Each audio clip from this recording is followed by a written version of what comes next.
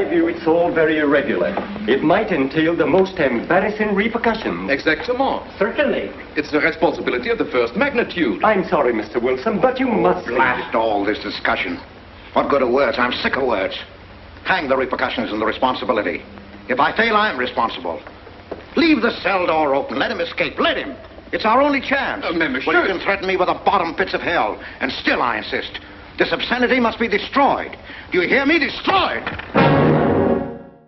Hi guys, and welcome back to my classic movie of the week. I'm having fun making these. I hope you guys are enjoying them too. It's nice to try a different format, but I'm still not quite used to the sound of my own voice when it's recorded. This week we're looking at The Stranger from 1946. This is a black and white film noir directed by Orson Welles. It actually stars Orson Welles, Edward G. Robinson, who you may know from Little Caesar or Key Largo, and Loretta Young. So yeah, it's a story of small town America menaced from within by a stranger in their midst. But essentially, or more concretely, it's the story of a war crimes commission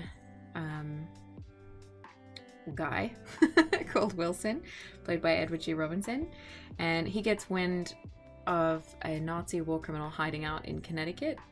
So he follows an informant to a small town in Connecticut, but the informant gets killed before he can give away the location of a Nazi mastermind who's hiding out in the town.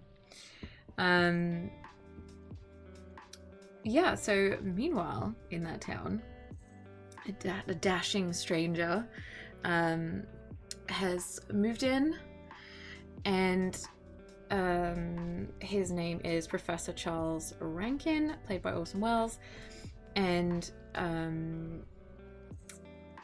he's set, I think he's engaged to Mary, who's played by Loretta Young at the start, and then they get married from memory. I might have that slightly wrong. But she's the daughter of a Supreme Court Justice judge, I think. I too am different, Conrad. You know how I gathered and destroyed every single item in Germany and Poland that might have served as a clue to my identity. Well, guess what I'll be doing at 6 o'clock tonight? Standing before a minister of the gospel with a woman's hand in mine, the daughter of a justice of the United States Supreme Court, a famous liberal. The girl's even good to look at. Yes, the camouflage is perfect. Who would think to look for the notorious Franz Kindler in the sacred precincts of the Harper School, surrounded by the sons of America's first families? And I'll stay hidden. Orson Welles' character, the professor, he's hiding under an assumed identity. He feels like nobody will suspect him because he's sort of integrated himself into the town. But when his old associate comes along and he has to kill him, there's this sort of push-pull of like, can he maintain his identity or not?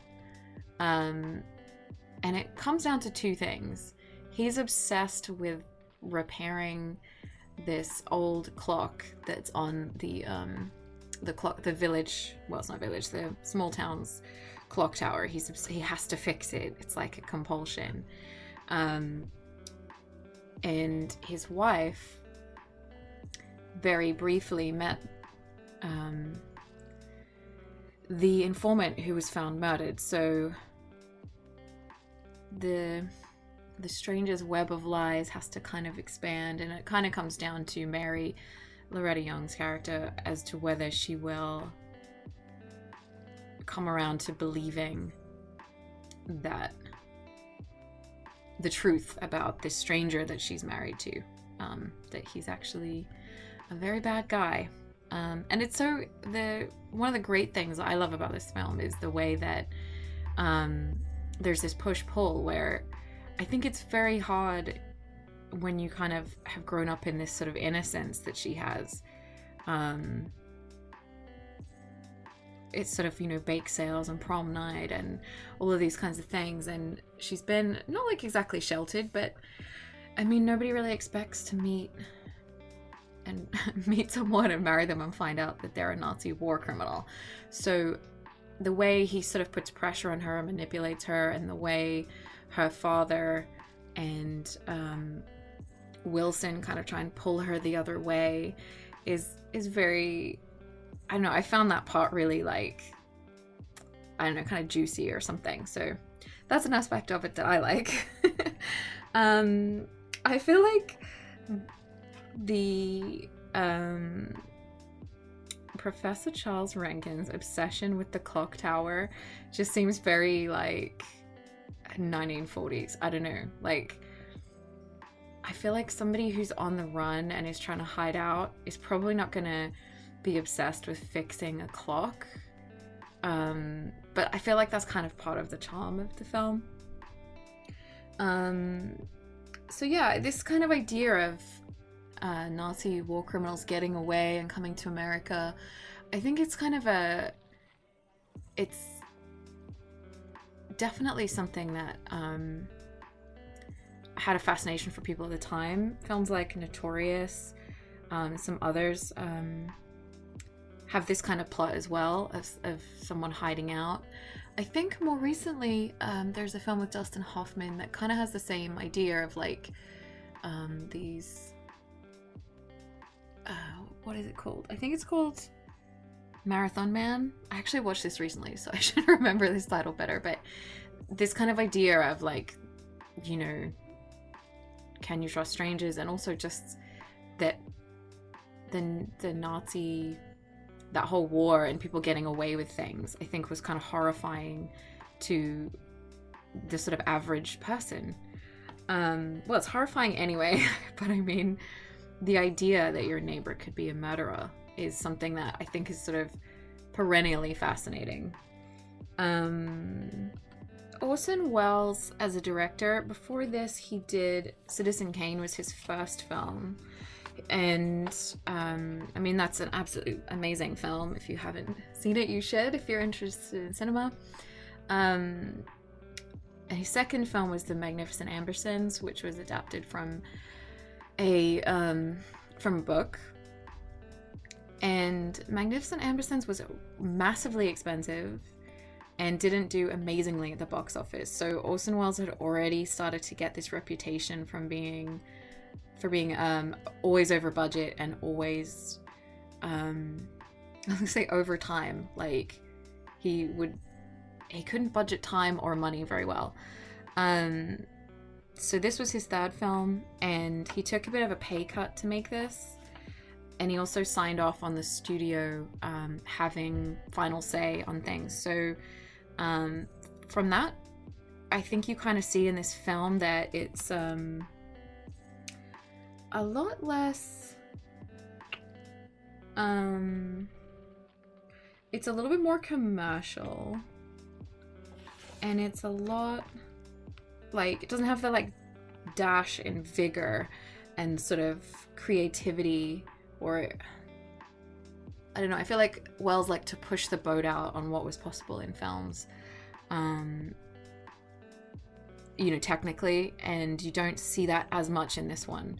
So I think that might be the reason why it's one of his least known films, but it's not really a criticism of the film itself, because it's really entertaining. It doesn't feel commercial in a bad way. It just feels like, yeah, it's just a solid film noir, basically. So after this one, he would make Lady from Shanghai, which I think I talked about that on my blog. So you can check that out if you want. But it's an interesting film. He was married to Rita Hayworth at the time, and I think this is the film where she was famous for her red hair, and he dyed it blonde without telling the studio he was going to do it. And it's a good film, but the studio had to take it off him and recut it because it was just kind of a mess. And I think one thing about Orson Welles is that I think people tend to side with him against the studio, like he was this creative genius and they just didn't understand him. But actually, he would, like, do things like he wasn't a nice guy. He would do things like just take money for films and start blowing the budget on like massive dinners for all of his friends and stuff like that. So he kind of did things that I think now you would probably be able to arrest him for fraud for like, so his overspending wasn't like through being creative, it was through being like obnoxious. He also you know, you kind of look at his personal life and he had a few spouses. He wasn't very nice to them. So he was a complicated person, shall we say. I think he quite liked the limelight, and I think you can kind of see that in the amount of times that he is the main person in the films he directs. So, or directed, I should say. But anyway, moving on from that, he's just a really interesting person in the film landscape. So I think he's somebody that if you don't know much about him, he's very interesting and very entertaining to read about, and just probably not somebody I'd ever want to have like at my house for dinner or anything or in my life, but his films are really good. So the other thing about this film is that it has documentary footage of the Holocaust in it, which was the first time Hollywood had done that, have real footage kind of in there of the Holocaust specifically. I'm pretty sure that's true. I'm sure somebody will correct me in the comments if I don't have that right. So this film isn't known for like its amazing shots like Touch of Evil has or Citizen Kane has, but it is a really good film.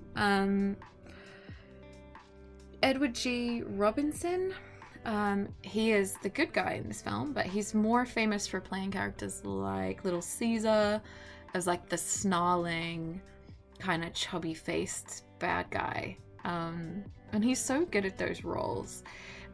But here he is the good guy, and I think that's a role he didn't get to play maybe as much as he would have liked. I think at that time where actors were expected to sort of stick to a type, they often didn't get to, especially under the earlier studio system, they just sort of played the same person over again. And Edward G. Robinson was not at all a snarling bad guy. He was a cultured, sophisticated man who collected fine art. So I just sort of find that interesting point about him. Loretta Young, she won an Academy Award for The Farmer's Daughter. So if you haven't seen her, I haven't seen a lot of her films, I will say. I've seen her in a few things.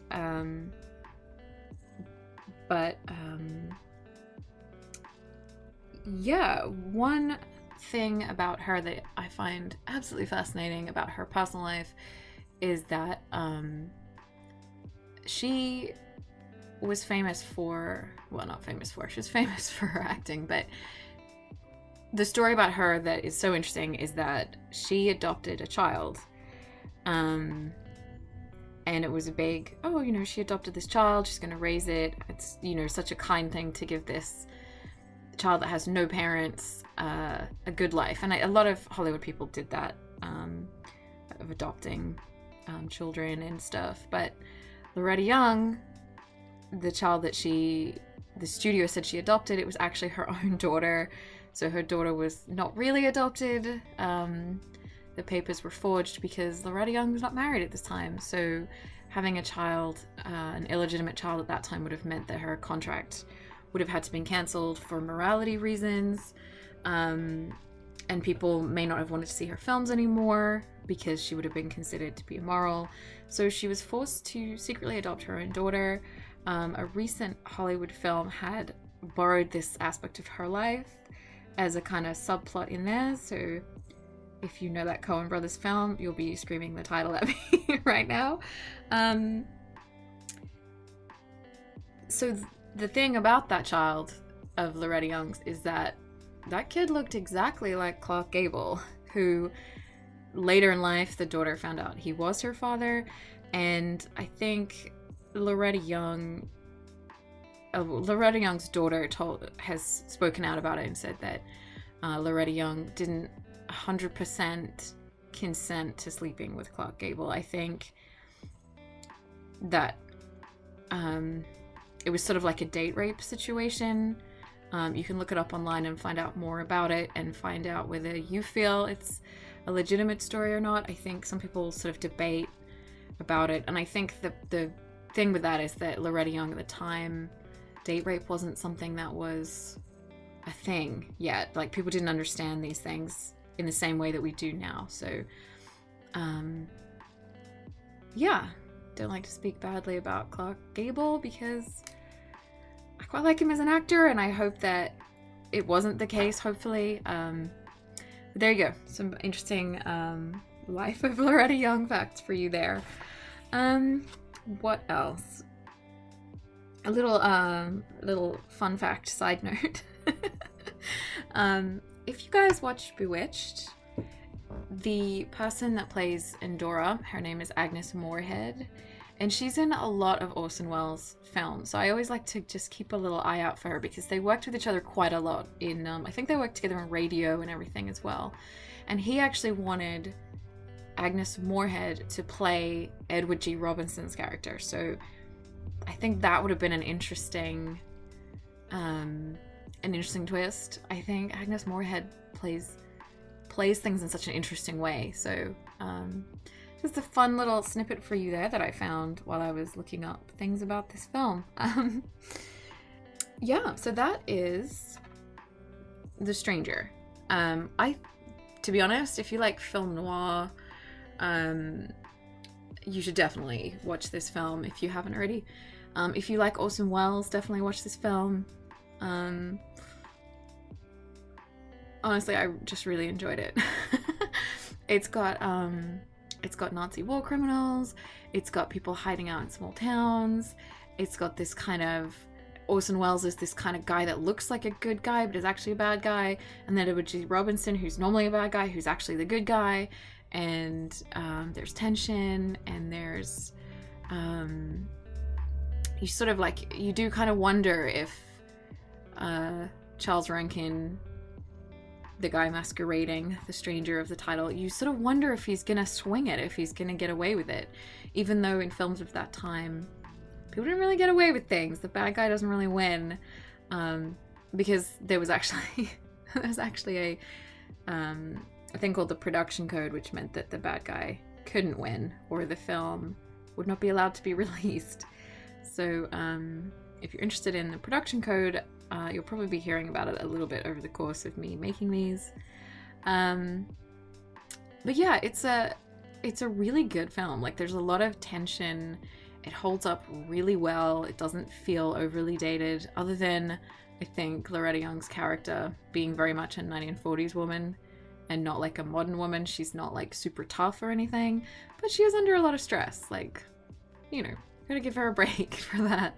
I think everybody in this is really solid, and it just feels kind of dark and murky, and implying that, you know, you can't trust strangers from out of town, and that, you know, that kind of small town innocence is sort of being threatened. And I just think it's really entertaining. So that is The Stranger, 1946, directed by Orson Welles. If you get a chance, definitely give it a watch.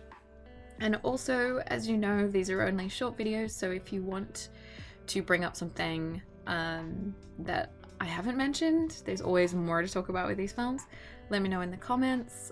If you would like to correct me, you can also do that in the comments. I really don't mind. Yeah, thanks for watching.